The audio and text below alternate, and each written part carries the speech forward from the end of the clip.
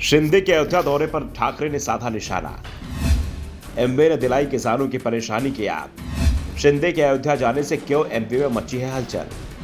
पवार के तेवर भी कर रहे हैं सभी को हैरान। एकनाथ शिंदे और देवेंद्र फडणवीस अपनी पूरी कैबिनेट के साथ अयोध्या पहुंचे थे। रामलला के दर्शन किए, साफ कर दिया कि महाराष्ट्र में हिंदुत्व का झंडा उनके ही हाथ में रहेगा।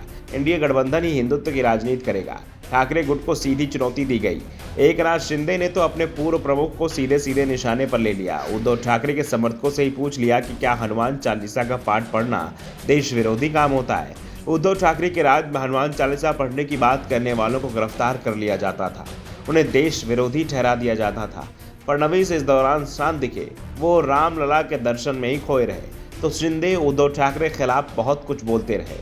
तो दूसरी ओर महाराष्ट्र में विपक्षी दलों ने शिंदे और फडणवीस के मुंबई दौरे पर सवाल उठाए हैं। मराठावाड़ा और विदर्भ में हुए बेमौसम बरसात से किसानों को भारी नुकसान हुआ है और इसी को लेकर विपक्ष सरकार को घेर रहा है। महाविकास अघाड़ी ने कहा कि किसान उन्हें छोड़ने के लिए शिंदे और फडणवीस को माफ नहीं करेंगे। आदित्य ठाकरे ने कहा कि मुख्यमंत्री महाराष्ट्र में तानाशाही चल रही है। खुद को राम भक्त बताने वाले लोग राम राज्य की नीति को भूल चुके हैं, रावण राज चल रहा है। संजय राउत ने आरोप लगाया कि सरकार ने किसानों को मझधार में छोड़ दिया है। ये सरकार अयोध्या पर राजनीति कर रही है। भगवान राम जो असत्य के विरोधी थे, उन पर अभी कृपा नहीं करेंगे। मैं केवल यही आशा करता हूं कि ईश्वर उन्हें सद्बुद्धि प्रदान करे। राउत ने दावा किया कि उनकी पार्टी ने अयोध्या दौरों की शुरुआत, अगर शिंदे भगवान राम के सच्चे भक्त होते तो पार्टी के बंटवारे के समय अयोध्या जाते और सर्वशक्तिमान से पूछते कि वो जो कर रहे हैं वो सच है। इसके बजाय शिंदे सूरत और गुवाहाटी गए। एनसीपी ने आरोप लगाया कि शिंदे और फडणवीस महाराष्ट्र के लोगों, खासकर किसानों की मुख्य समस्याओं से जनता का ध्यान हटाने के लिए अयोध्या गए थे। जहां शिंदे फडणवीस की आस्था अयोध्या में है, वहीं उसकी आस्था महाराष्ट्र के संघर्षरत किसानों में है।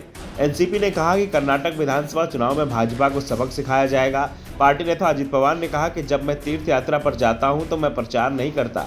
बेरोजगारी, किसानों का नुकसान, महंगाई जैसे अन्य मुद्दे भी हैं जिन पर ध्यान देने की जरूरत है। महाविकास अघाड़ी ने महाराष्ट्र सरकार पर सवाल किए तो शिंदे की ओर से इसका जवाब भी दिया गया।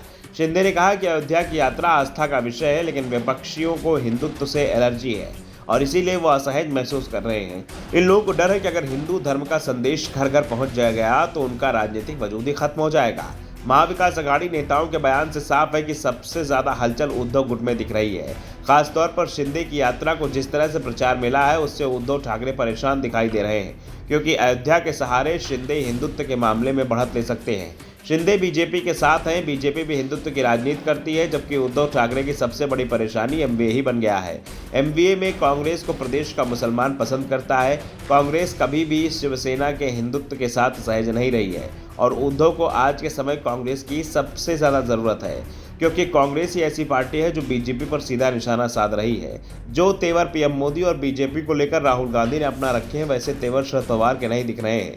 उल्टा शरद पवार के तेवर तो एमवीए नेताओं के होश उड़ा रहे हैं। हाल ही के दिनों में पवार ने भी जो बयान दिए हैं, उसका बीजेपी को फायदा मिला है।